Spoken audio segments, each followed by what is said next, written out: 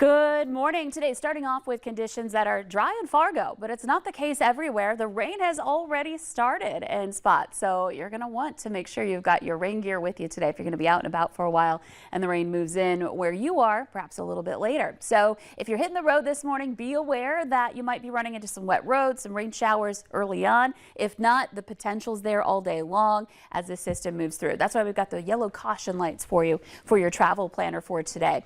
Let's take a look at one of our areas getting the rain. This is a view of a DOT cam along Highway 57 in Devil's Lake. The lake in the background there, dark, so we can't see it, but it's there, and you can actually see the rain coming down in this view.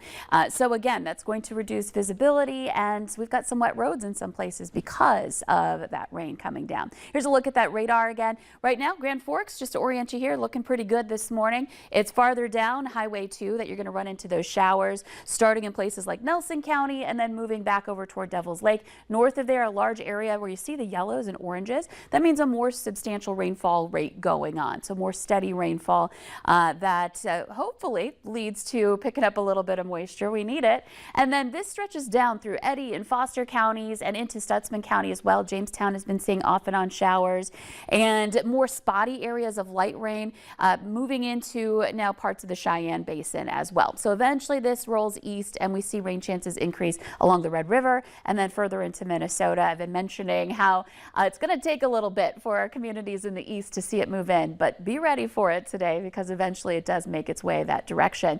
Looking at our wind, so much quieter than yesterday. We had gusts above 40 miles per hour yesterday. We had those problems with the fires that developed in some spots. And now things are quieting down. We've got wind still out of the south in the east and starting to turn direction behind this boundary that's creating the shower activity for us.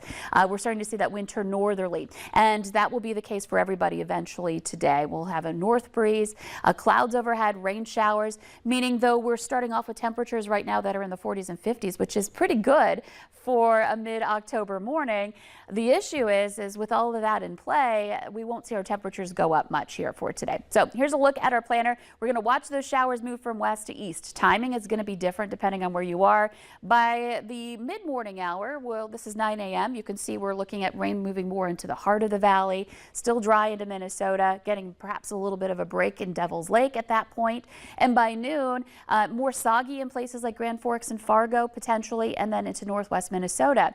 Temperatures, again, slow warm up. We'll see some 60s ahead of this system in Lakes Country, and then the rest of us more likely to see highs reaching the 50s today. This is 4 p.m. You can see showers going on at that point, so maybe a rainier walk home from the bus stop this afternoon than when we're heading out to the bus stop this morning.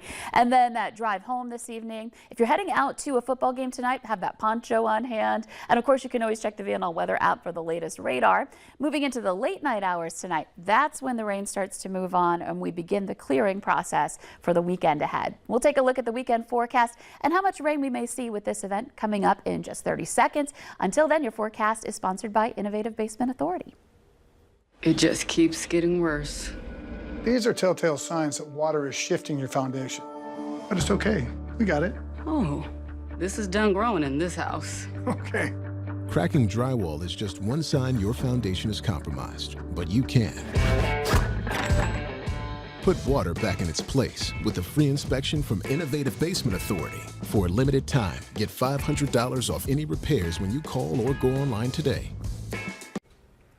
So here's a look at our rainfall potential. Again, this is through today, through tonight, and as rain's clearing out Saturday morning. Lots of areas with that potential for rain, but even still, there may be spots that don't pick up much or any rain at all.